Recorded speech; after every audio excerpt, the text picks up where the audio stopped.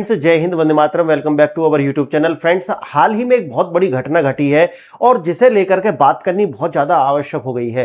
Friends, जैसा कि आप जानते हैं कि इंडस वाटर ट्रीटी को लेकर के ऑपरेशन सिंदूर के बाद से ही भारत का स्टैंड क्लियर है।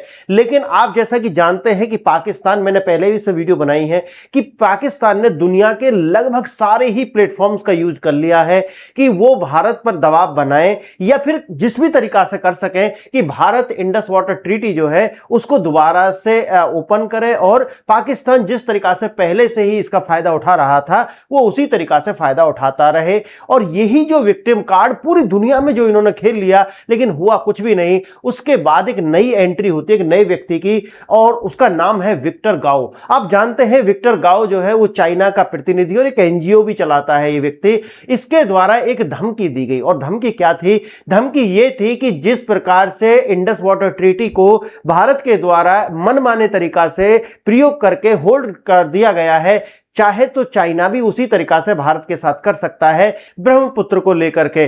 तो फ्रेंड्स, आज इस पर बात करते हैं और इस पर दो तीन बात करनी बहुत ज्यादा आवश्यक है।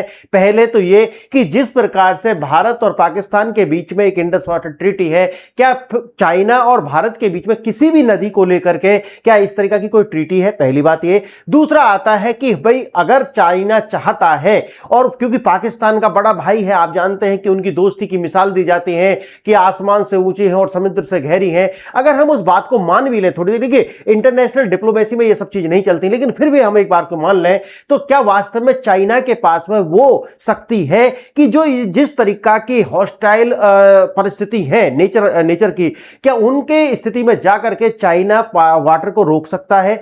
दूसरी बात ये करेंगे। और तीसरा इसमें यह है, क्या भारत के पास में ये लीवरेज है या नहीं है कि भारत चाइना को हर तरीका से इस ट्रीटी को या फिर जो वाटर वो रोकने की बात कर रहे हैं या फिर इंडस वाटर ट्रीटी में बीच में बोलने से रोक सकता हो? तो तीन मुद्दे हमारे इसमें होने वाले हैं। आइए थोड़ा सा इसे समझने के लिए आप पहले बोर्ड पर चले और आपको समझ में आएगा कि ये इंडस वाटर ट्रीटी है क्या। पहले तो ये समझिए, देखिए इंडस वाटर ट्रीटी चीन के जो विक्टर गाओ है उनके द्वारा एक जो वक्तव्य दिया गया है वो मैंने आपको बताया। उन्होंने कहा कि भाई जिस तरीका से भारत इंडस वाटर ट्रीटी के साथ कर रहा है उसी प्रकार से हम भी ब्रह्मपुत्र नदी के साथ में कर सकते हैं, और इसी लीवरेज की वो बात कर रहे थे। तो ये तो मैंने आपको समझा दिया। उसके बाद देखिए इंडस वाटर ट्रीटी का, इंडस वाटर ट्रीटी है क्या?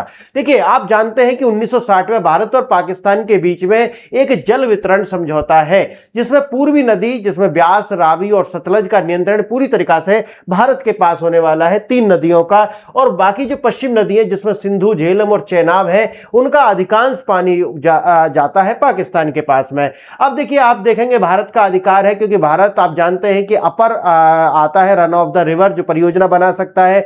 इसके अंदर आप देखिए भारत के पश्चिमी नदियों पर पूरी तरीका से एक तरीका से सीमित उपयोग है, लेकिन बहुत सारे जैसे घरेलू उपयोग के लिए, गैर उपभोग के लिए या फिर पनबिजली के लिए भारत इसमें परियोजना बना सकता है। कृषि पश्चिमी नदियों से भारत एक निश्चित सीमा तक ही सिंचाई कर सकता है और स्थायी सिंधु आयोग बनाया हुआ है। आप जानते हैं कि परमानेंट इंडस कमीशन है, दोनों देशों के बीच में एक स्थायी सिंधु आयोग बनाया गया है, दोनों देशों के कमिश्नर हर साल मुलाकात करते हैं, आदि आदि। ये सारे कार्य इंडस वाटर ट्रीटी के तहत होते हैं।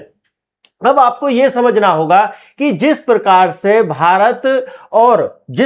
भारत और पाकिस्तान के बीच में ये इंडस वाटर ट्रीटी है, क्या फिर इसी तरीका की कोई ट्रीटी चाइना और भारत के बीच में है? तो उसका आंसर है नो, यानी कि नो मींस नो। नहीं, भारत और चीन के बीच में ब्रह्मपुत्र या फिर किसी भी अन्य नदी को लेकर के इस तरीका का जैसे सिंधु जल समझौता है उस तरीका का कोई औपचारिक जल बंटवारा बिल्कुल भी नहीं है। भारत और पाकिस्तान के बीच में जल सिंधु है, जैसे मैंने बताया, एक बाध्यकारी अंतरराष्ट्रीय समझौता है जो कि वर्ल्ड बैंक के आप जानते हैं वर्ल्ड बैंक के जो है सानिध्य में हुआ था दोनों देशों के बीच।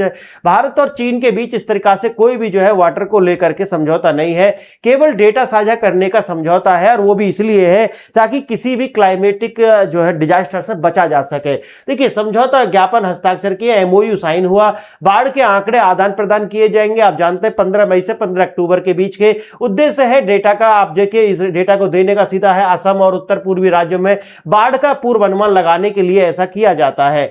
सिंधु जल संधि बनाम भारतीय चीन की स्थिति अगर आप देखोगे तो तुलनात्मक रूप से अगर आप देखेंगे तो आपको समझ में आएगा। देखिए जैसे मैंने बताया भारत पाकिस्तान के बीच में जो है वो बाध्यकारी है और ये सिर्फ भारत और चीन के बीच में एक एमओयू टाइप का है, इससे ज्यादा कुछ भी नहीं है। पानी का बंटवारा अगर देखोगे तो भारत और पाकिस्तान के बीच में तीन तीन नदियों का जो पानी है वो बटा हुआ है, क्योंकि भारत जो है वो अपर स्ट्रीम पर आता है, इसीलिए भारत के पास में कुछ ज्यादा राइट्स है। जैसा कि मैंने आपको शुरू में बताया कि घरेलू उपयोग भी कर सकता है, एग्रीकल्चर के लिए सीमित प्रयोग कर सकते हैं, उसके बाद में रिवर जो है रन रिवर प्रोजेक्ट बना सकते हैं इसके ऊपर, ये सारा हम कर सकते हैं। पानी का हमारे बीच में कोई फॉर्मूला तय नहीं है अगर चीन और भारत की बात करें। तीसरा बात आता है भैया इसके अंदर कोई तीसरा मेडिटेटर भी है, हाँ बिल्कुल है। भारत और पाकिस्तान के बीच में वर्ल्ड बैंक की मध्यस्थता में ये किया गया, लेकिन यहां पर पूरी तरीका से द्विपक्षीय है भारत और चाइना के बीच में, और जैसे मैंने बताया कि कोई फॉर्मूला नहीं है। डाटा शेयरिंग जैसे मैंने आपको बताया कि दोनों के बीच में होता है, लेकिन इधर होने के कारण यह है कि भाई आप कितना उपयोग कर रहे हैं और चीन और भारत के बीच में है किसी भी क्लाइमेटिक डिजास्टर से बचा जा सके।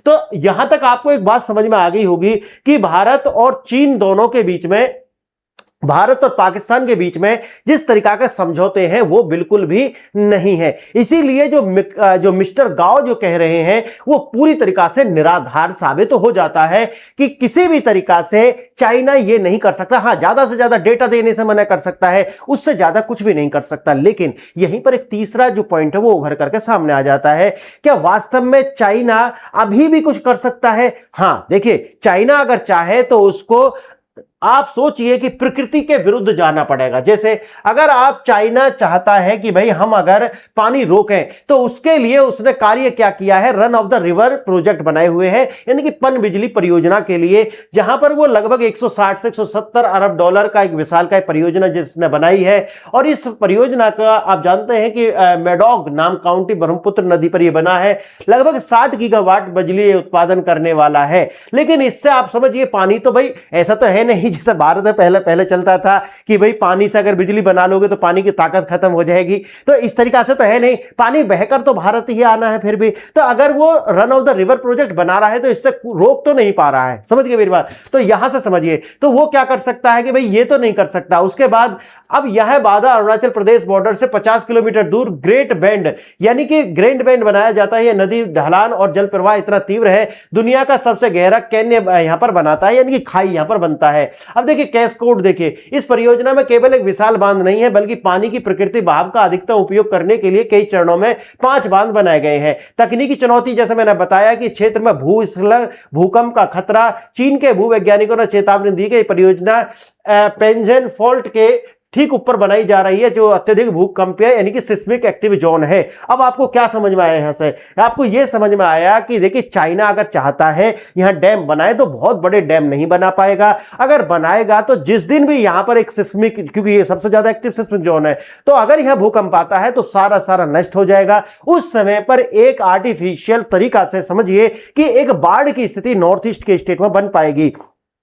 लेकिन जैसे कि मैंने आपको बताया कि यहां पर जो भूमि है वो पथरीली है, यहां पर जो भूमि है वहां पर भूकंप आने के खतरे हैं, और साथ ही साथ में चाइना यहां पर जो इन्वेस्ट करेगा $200 बिलियन के आसपास, वो ज्यादा समय तक टिकने वाला नहीं है क्योंकि ये बहुत ही ज्यादा वोलाटाइल रीजन है। एक ये है। अच्छा, और भी आप कहेंगे कि हाँ जी अगर उसे भारत से, पाकिस्तान से बहुत ही ज्यादा प्रेम है, वो तो 500 बिलियन खर्च कर देगा, तो वो इतना मत समझ लेना, इतना भी प्रेम नहीं है पाकिस्तान से। पाकिस्तान जो है वो यूजफुल इडियट की तरह यूज करता है। जो भी बड़े देश होते हैं वो छोटे देशों को ऐसे ही यूज करते हैं, और पाकिस्तान तो उसमें सबसे माहिर है ऐसा यूज होने के लिए, यूज एंड थ्रो। आप जानते हैं उनके खुद जो विदेश मंत्री थे उन्होंने कहा कि हमें एज ए टॉयलेट पेपर की तरीका से यूज किया गया है, तो बिल्कुल यूज किया जाएगा। आप देखिए, अब बात आती है कि क्या वास्तव में और भी ऐसा कर सकता है ब्रह्मपुत्र पर? देखिए अगर करना है तो क्या करना पड़ेगा, यहां देखिए ब्रह्मपुत्र नदी के उद्गम स्थल यानी कि तिब्बत से लेकर भारत में प्रवेश करने तक जो क्षेत्रीय भूगोल है दुनिया का सबसे कठिन और खतरनाक इलाकों में से एक है। क्या बोला? दुनिया के सबसे कठिन और खतरनाक इलाकों में से एक है। तो अब सोचिए चाइना इतना बड़ा है कि उसे लगेगा कि नहीं यार पाकिस्तान के लिए कुछ भी करेगा, है ना, बड़ा आशिक है। तो वो बड़ा आशिक नहीं है। देखिए सारी आशिकी निकल जाएगी। ये वो क्षेत्र है कि यहां पर अगर कार्य छेड़ा है तो आप billions of billion dollar invest करेंगे, लेकिन आपके हाथ में क्या लगेगा? कुछ भी नहीं, जीरो जीरो लगेगा आपके हाथ में। अब देखिए यहां पर बांध बनाना बिल्कुल भी आसान नहीं है जो कि वो कर रहे हैं, और उनके भूवैज्ञानिकों ने कह दिया है भाई साहब यह ज्यादा दिन तक नहीं टिकोगे, $200 बिलियन और 60 गीगावाट की ऊर्जा आप प्राप्त कर पाओगे, लेकिन कब तक? जिस दिन भूकंप आएगा तो हो पता चला कि अभी प्रोजेक्ट बनकर तैयार हुआ और वो सारा का सारा बह जाता है। तो आप समझिए इसे। देखिए बहुत ज्यादा पथरीली भूमि है, जैसे दिहांग गॉर्ज यहां पे है, तिब्बत से भारत में अरुणाचल प्रदेश में जब प्रवेश करता है तो ब्रह्मपुत्र नदी जिसमें जिसे हम नाम बोलते हैं सांगपो, हिमालय की सबसे पूर्वी चोटी नामचा बरवा। अब देखिए ये नामचा बरवा सबसे गहरा खड्ड बनाती है, यहां पर नामचा बरवा के पास में बहुत ही गहरा मोड़ लेती है और यह नदी बेहद संकरी, पथरीली और गहराई यानी कि गार्ज बनाती है। खाड़ी चट्टाने, यहां के पहाड़ बहुत ही खड़े हैं, सीधे हैं और ढलान है, पथरीली है। अब मुझे बताइए क्या इतना प्रेम है? और साथ ही साथ एक और देखिए, सोने पे सुहागा क्या है, भूकंप क्षेत्रीय जोन 5 में आता है, यानी कि सबसे ज्यादा वोलेटाइल रीजन है ये। तो क्या इतना प्रेम है पाकिस्तान से? तो मुझे लगता है, देखिए आपको भी लगेगा ये मिस्टर गाओ जो है वो हवाबाजी यानी कि हवाई फायरिंग ज्यादा कर रहे हैं। पाकिस्तान को गोदी में बैठाने की जो ललक है वो कहीं ज्यादा नजर आती है, ना कि इसके अंदर। अगर आप फैक्ट पे देखोगे तो फैक्ट पर ये बात है उनकी टिकती नहीं है। उसके बाद देखिए यहां पर यह बहुत ज्यादा भूस्खलन यानी कि लैंडस्लाइड वाला क्षेत्र है। इस क्षेत्र के पहाड़ भूगर्भीय रूप से काफी नए और कच्चे हैं। यहां भारी बारिश और अत्यधिक पानी के बहाव के कारण पैमाने पर भूस्खलन होते हैं। यदि बांध के जलाशय यानी कि रिजर्वायर यहां बनाए जाते हैं तो मुझे लगता है कि जब वो बनेंगे भी और वहां पर अगर भूकंप आता है तो एक आर्टिफिशियल, समझिए हमारे नॉर्थ ईस्ट के अंदर ये एक बहुत बड़ा जो है बाढ़ आ सकती है। इससे ज्यादा कुछ भी नहीं है, अत्यधिक पानी का बहाव और गाद। देखिए सिल्टेशन किसी भी बांध की सबसे बड़ी प्रॉब्लम होती है कि जब पानी वहां रुकता है तो वो जो पानी के अंदर जो भी मिट्टी होती है वो गाद के रूप में नीचे बैठ जाती है और इससे जो बांध होते हैं उनकी गहराई कम हो जाती है। तो ये बहुत बड़ी समस्या क्रिएट होने वाली है। तो धीरे धीरे से उसका जो अपनी परियोजना है वो चल नहीं पाएगी। चीन परियोजना चिंताएं क्या है, देखिए जेंगमू जो डैम है, जो कुछ छोटे हाइड्रो पावर प्रोजेक्ट्स बनाए गए हैं, दुनिया के सबसे जटिल विद्युत बांध बनाने की परियोजना बना रहा है, लेकिन यह परियोजना रह जाएगी। क्योंकि ऐसा मैंने क्यों कहा है, क्योंकि आप जानते हैं कि यह सारा होने वाला नहीं है, क्योंकि यह सिर्फ बयानबाजी है, पाकिस्तान से इतना भी प्रेम नहीं है। अब अगर आप देखोगे यहां पर कि जो सतलुज है, ये क्योंकि छोटे छोटे बांध तो ये बना रहे हैं, लेकिन भारत ने इससे बचने के लिए क्या किया है उसे भी आप समझिए। देखिए जब ये 5 या 6 डैम बनाएंगे, इस तरीके से बांध बनाएंगे, तो उससे सबसे बड़ा खतरा है, जैसे मैंने आपको बताया जोन 5 में आता है। अगर जोन 5 में आएगा और वहां से अगर बांध टूटता है तो इसके लिए भारत के अंदर जो तरीका से आर्टिफिशियल कैटास्ट्रोफी आ जाएगी। इससे बचने के लिए भारत के द्वारा कार्य किया जा रहा है। भारत के द्वारा जहां जहां ये बांध बना रहे हैं वहां पर हमने भी अलग से अपनी सुरक्षा के लिए बांध बनाए हैं। जैसे आप देखिए सतलुज नदी के पानी को अगर मोड़ना है तो लगभग दूसरी ब्रह्मपुत्र के बाद आती है सतलुज नदी, जो कि इधर से ही आ रही है। चीन को अगर वहां बांध बनाना है, अगर कहेंगे ठीक है ब्रह्मपुत्र पर नहीं बनाते, सतलुज पर बना ले रहे, सतलुज पर अगर बनाना तो 1000 किलोमीटर लंबी तिब्बत से सिंजियांग तक तय करनी होगी दूरी, और यहां तक के बांध बनाने होंगे, या फिर इनके लिए उन्हें बहुत गहरी गहरी क्या खोदनी पड़ेंगी, टनल्स बनानी पड़ेंगी। तो ये जो 6000 मीटर ऊंचे पहाड़ों को काटना होगा, और ये सब कुछ करने के बाद ही चाइना वो कर सकता है जो मिस्टर गाओ कह रहे हैं, और इसके अंदर बिलियंस ऑफ बिलियन डॉलर लगेंगे। हाथ क्या लगेगा? जीरो, कुछ भी हाथ नहीं लगेगा। तो आप समझ रहे होंगे कि जो भी लोगों के मन में, आपके भी मन में भी हो सकता है कि ये हो कि अगर भारत ये कर रहा है, और देखिए भारत के अंदर गजब गजब के लोग रहते हैं जिनको लाखों लोग सुनते हैं, वो लोग भी कह देते हैं कि अगर भारत ये कर रहा है तो चाइना भी तो कर सकता है ना। ये भी लोग भारत में रहते हैं, आप समझिए मेरी बात, लेकिन उन्हें ये पता ही नहीं है कि चाइना ये कर ही नहीं सकता। अभी तो मैंने एक ही पक्ष बताया, अभी तो तीसरा पक्ष बताना बाकी है, जो मैं आपको बताऊंगा तो आपको समझ में आ जाएगा कि ये चाइना चाहकर भी नहीं कर सकता। वो कितना भी प्रेम करे पाकिस्तान से, वो कितनी भी बड़ी महबूबा बना ले, लेकिन कर ही नहीं पाएगा। आइए उसका भी एक नमूना मैं आपको पेश करता हूं, वो क्या है।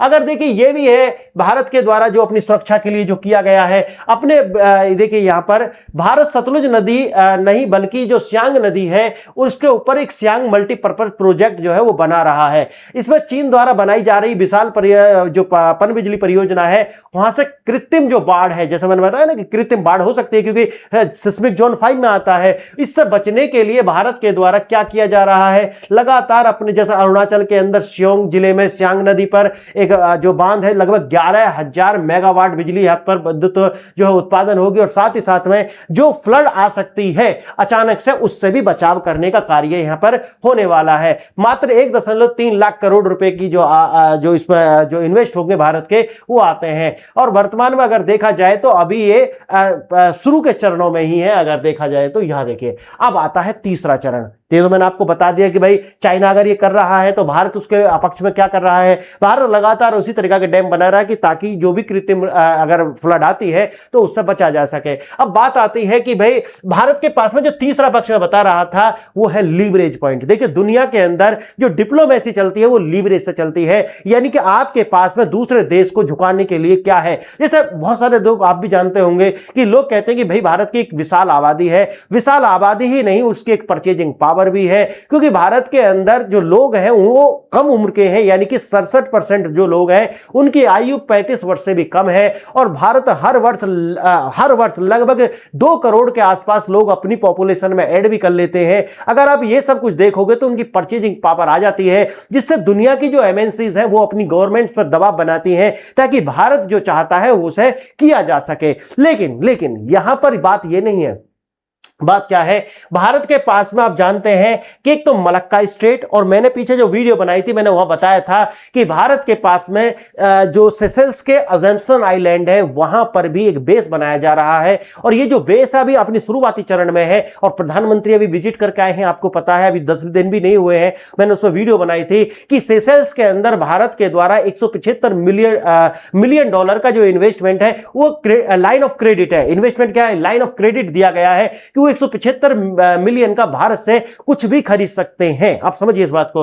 और साथ ही साथ में उनका जो अजम्पशन आइलैंड है वो भी भारत वहां पर एक बेस बना रहा है। तो सबसे बड़ी बात यह है कि अगर आप चाइना का, मैं देखो उसमें भी दिखाया था, अगर आप देख रहे हो तो अगर आप देखेंगे कि तो जो रेड सी है अगर वहां से निकल करके आते हैं तो भी आप अजम्पशन आइलैंड के पास आएंगे। अगर आप घूम करके आते हैं, केप ऑफ गुड होप से भी निकल करके आते हैं, तब भी आप अजम्पशन आइलैंड के आसपास रहेंगे और यहां भारत की अपनी क्या है वह सेना बैठी होगी। दूसरा आता है, आप जानते हैं कि मलक्का स्टेट है। मलक्का स्टेट आप जानते हैं कि भाई 6 डिग्री चैनल हो या 10 डिग्री चैनल हो तो इन दोनों पर भारत का अपना एक प्रभुत्व है। साथ ही साथ जो अंडमान निकोबार है जो अनसिंकेबल फाइटर कैरियर है उसके कारण भी यहां पर भारत का अपना जो है इंडो पैसिफिक में एक दबाव है। और भारत जब चाहेगा तब जाकर के ये जो मलक्का स्टेट है यहां से निकलना चाइनीज वेसल्स का बंद कर सकता है। इसीलिए देखिए यहां पर अगर आप देखोगे तो भारतीय नियंत्रण यह दिखाएगा कि भारत अंडमान और निकोबार कमान जो है मध्य में इस कड़ी निगरानी रखता है। कैंपबेल यानी ग्रेट निकोबार में स्थित नौसेना एयरबेस इंडियन बाज से भारत मलक्का जल मध्य यानी कि स्टेट का गतिविधियों पर सीधा नियंत्रण और नजर बनाए रखता है। इसके अलावा इंडोनेशिया के सवांग बंदरगाह के विकास में, क्योंकि सवांग बंदरगाह जो अभी आप जानते हैं अभी 4 ही दिन हुए हैं जहां पर हमारे प्रधानमंत्री गए थे और वहां पर मंदिर का निर्माण, उसके लिए अलग से वीडियो बनाएंगे। बहुत कुछ हुआ है डेवलपमेंट यहां पर भी, तो भारत की साझेदारी दिखाता है। 6 डिग्री चैनल हो या 10 डिग्री चैनल हो भारत का इसमें पूरा नियंत्रण है और हम जब चाहें तब चाइना का गरेवान यहां पकड़ सकते हैं। तो ये जो लीवरेज पॉइंट है ये तो एक और आते हैं। और साथ ही साथ आप जानते हैं भारत के साथ जो चाइना का व्यापार है मोर देन $100 बिलियन का भारत यहां डेफिसिट में है, समझिए घाटे में है। तो व्यापार भी जाएगा, लड़ाई भी लड़नी पड़ेगी, दुनिया में थू थू भी होगी। और साथ ही साथ आप जानते हैं भारत के द्वारा जिस तरीका से ब्रह्मोस की एक माला बनाई जा रही है चाइना के आसपास वो तो अलग है, वो लीवरेज पॉइंट बिल्कुल अलग है। तो मिस्टर गाओ जो कह रहे हैं मुझे लगता है वो हवाई फायरिंग से ज्यादा कुछ भी नहीं है। आप मुझे बताइए कि जो मैंने अभी आपको बताया है क्या इसके बाद भी चाइना की ये हिम्मत है क्या कि वो पाकिस्तान के लिए इन सबसे भी आगे जाएगा? ऐसा पाकिस्तान के पास क्या है? ऐसा क्या है पाकिस्तान के पास? क्योंकि पाकिस्तान तो पहले ही जो उनका अपना जो प्रोजेक्ट है चाइना पाकिस्तान इकोनॉमिक कॉरिडोर या वो जो सीपैक बनाया हुआ है क्या वो तो सक्सेस हुआ ही नहीं है। अगर वो सक्सेस नहीं हुआ है तो फिर चाइना के पास ऐसा क्या है? भाई ऐसे छोटे छोटे जो लोग हैं ना उन्हें पाला जाता है, बड़े देश इसके लिए अपनी कुर्बानी नहीं देते हैं। तो मुझे लगता है कि ये हवाई फायरिंग ज्यादा, और मुझे लगता है अब आपको भी यही लगता होगा कि हवाई फायरिंग से कुछ ज्यादा ये नहीं है। अगर आप ये सब पढ़ना चाहते हैं तो ये आपको मेरे टेलीग्राम चैनल पर मिल जाएंगी PDF आप जाइए, आसानी से इसे डाउनलोड कीजिए और अगर आप नोट्स वगैरह बनाना चाहते हो तो आप इससे आसानी से बना पाएंगे। देखिए ये मैं बता रहा हूं कि डाउन स्ट्रीम पर वो आता है, अप स्ट्रीम पर हम आते हैं, इसलिए हमारे पास में ये सब कुछ है। और चीन की जो धमकी है, ये जो मिस्टर गाओ कह रहे थे, विक्टर गाओ, ये जो है सिर्फ और सिर्फ एक धमकी है और पाकिस्तान को सिर्फ जो उसका लगता है कि भाई हमारा भी कोई है, तो वो कुछ है इसलिए दिखाने के लिए ये सब कुछ है। इसके अंदर मुझे किसी भी तरीका का कोई भी ना किसी भी दृष्टि से कोई भारीपन नजर नहीं आता है। तो फ्रेंड्स आप बताइए आपको कैसा लगा। अगर लेक्चर अच्छा लगा तो वीडियो को लाइक शेयर एंड सब्सक्राइब करें।